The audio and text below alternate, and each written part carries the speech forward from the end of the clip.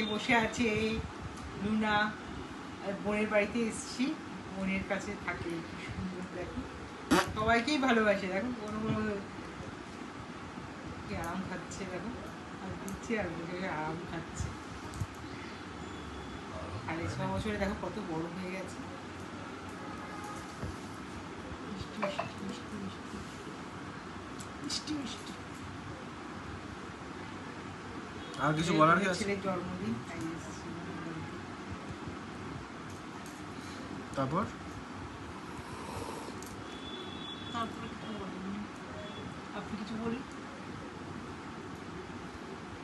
এটা দিদির ছেলে। না না, কেমন ওরকম ধরে থাক, আর একটা এটা ভুল করলো এটা। আর যার জন্মদিন যা বোনের ছেলে। মনে হচ্ছে দেখা দেখা তোর দিকে। না, আগেরটাই দেখালি তো, আগেরটাই দেখালি।